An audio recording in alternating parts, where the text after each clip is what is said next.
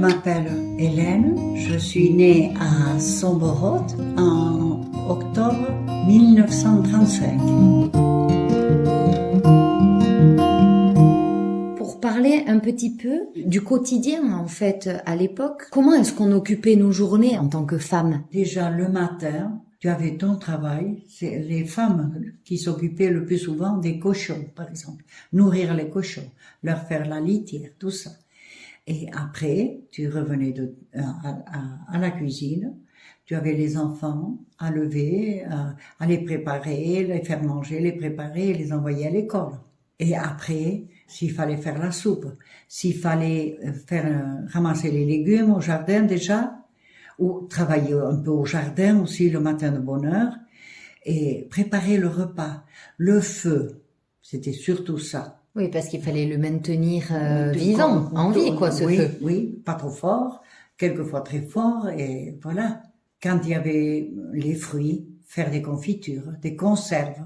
L'hiver, le plus grand travail, c'était dans toutes les maisons, il y avait des oies. Déjà les gaver, après les tuer, les découper, faire la graisse. S'il y avait des jolis foies, ça c'était des sous qui rentraient en plus. Hein. Tu allais au marché de Saint-Palais, tu vendais des foies, et tu ramenais de l'argent à la maison. Et après, à la maison, il y avait la graisse à faire, saler, la viande, la graisse à faire et mettre dans les pots de graisse. Le linge? Oui, et le linge qu'il y avait, le linge qu'il fallait laver. Et puis chaque saison avait, tant qu'il y avait la batteuse aussi, qu'on faisait le blé à la maison, tout ce travail que c'était, faire à manger pour tout ce monde. 20-25 hommes que tu avais pour la matinée, quelquefois quand c'était pas des grandes exploitations, pour la matinée, et après leur faire le repas, et après de nous ranger tout, ranger les tables, les chevalets, les bancs, tout ce qu'il fallait. Quand tu as commencé à avoir le fourneau à bois, bon, c'était mieux que le foyer, hein. Et comment tu faisais? Parce que tu avais pas l'eau courante si tu avais besoin de nettoyer des choses. Bon, il y a un petit peu la citerne. Autrement, les hommes allaient avec des grandes cuves chercher l'eau avec les charrettes, atteler les vaches, avec les vaches, à la rivière chercher l'eau. Et avec un seau, on portait l'eau, on faisait chauffer l'eau dans un grand chaudron sur le feu. De là, on prenait avec une casserole l'eau qu'il fallait pour faire la vaisselle. Et cette eau était réutilisée? Bien sûr. Bien souvent, le soir, quand il n'y avait pas d'autre eau, les hommes se lavaient les pieds là. Et après encore, c'était les cochons. On leur donnait encore aux cochons avec leur nourriture. Ah, c'était bien utilisé. Et vous, pour vous nettoyer ou pour nettoyer les enfants, c'était comment? On portait de l'eau quand même, de l'eau propre, qu'on aurait fait chauffer dans une casserole. On n'ouvrait pas le robinet en grand, hein, comme maintenant. Avec un gant de toilette, on nous lavait dans une bassine, comme ça. Quand tous les hommes et tout le monde étaient partis, dans un coin de la cuisine, on se lavait comme ça. Toi, tu faisais le savon maison? Oui, ça aussi, oui. Avec quoi? Avec la graisse de cochon, de la résine, de la lessive, même un peu de talc, il fallait mettre tant de talc pour adoucir, à la soude caustique aussi. C'était mesuré, quoi, tout ça. Et ça, dans un grand chaudron, au feu, on mélangeait, et puis tu avais du savon pour l'année. Et après, qu'est-ce que tu faisais d'autre comme aliments ou autre chose maison, par exemple? Le beurre. On ramassait la crème de lait, le beurre, la soupe, bien sûr. Après, l'hiver, tu avais mis les oies dans les pots de graisse. Tu avais tué le cochon. Tout ce qui pouvait se conserver dans les pots de graisse, on le mettait dans les pots de graisse. Et la confiture, les légumes, les confitures, bien sûr, les fruits de la maison. Il fallait utiliser le moins de sucre possible. Il fallait faire bouillir plus longtemps, mais les fruits perdaient le goût, hein, après. Trop cuit. Et comment tu faisais pour faire conserver certains aliments un peu fragiles par rapport à la chaleur ou quoi? Dans les bocaux. Puis il y avait souvent dans les vieilles maisons, hein, un endroit où c'était bien frais, hein, pour conserver la graisse, par exemple. La viande. On arrivait à faire l'année, hein, avec ça. La farine, vous faisiez pas vous-même? On faisait moudre au moulin. Et après, la farine à la maison, on portait ça dans des sacs. Et tu faisais le pain, les gâteaux, ça servait pour tout. Ça, tu faisais tout toi-même? Oui. Le pain aussi? Non, moi je n'ai pas fait de pain depuis que, après la guerre, quand même, il y a eu les boulangers qui se sont lancés. Ma mère, je l'ai vu faire le pain et je l'ai aidé aussi. Donc tu as amené la farine au boulanger Oui. et lui te faisait des miches de pain en fonction. Voilà. Pour tant de kilos de farine, tu avais droit à tant de miches. Et puis, lui, il se payait avec le restant de avec la farine. Mais en fait, c'était des choses qui vous Trop. prenaient des journées entières à préparer, à gérer.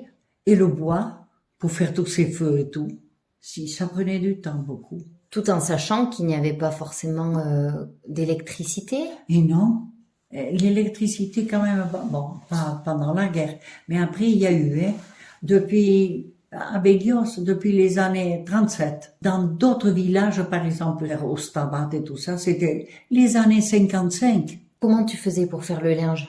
Je le lavais à la main. Les draps et tout ça, je les mettais d'abord la veille à tremper dans les bassins, là, à la citerne. Ici, il y avait, depuis 45, il y avait la citerne. Alors ça aussi, c'était formidable, surtout les années de pluie. C'est ça, parce qu'en fait, ça récupère l'eau de pluie que vous, ensuite, vous pouvez réutiliser pour tout, quoi. Pour tout. Et d'abord pour les bêtes. D'abord les vaches. Alors quand l'eau commençait à baisser, tu n'avais plus d'eau pour laver le linge. Il fallait aller à la rivière. Et il fallait tout nettoyer à la main, quoi. Tout. Laver le linge, tout ce que tu pouvais, tu le lavais à la main. Repasser. Les tissus n'étaient pas du tout comme maintenant avec du nylon, je ne sais pas ce qu'ils y mettent. C'est de suite repassé. C'était des linges durs, lourds. Il fallait beaucoup de temps pour repasser une chemise d'homme, par exemple. C'est vrai qu'on est passé d'une époque incroyable. Le confort, tout ce qu'il y a maintenant. Les choses qui pour toi ont révolutionné ton quotidien, ça a été quoi? Ça a été d'abord la machine à laver. Après, bon, c'était tout petit, si tu veux, le moulin à café. Bien plus tard, la cafetière électrique, le batteur, le petit batteur pour la cuisine. Je trouvais que ça allait beaucoup plus vite que le fouet que tu tournais là à la main. J'imagine que ça a dû être la révolution. Oh, c'était quelles années, ça?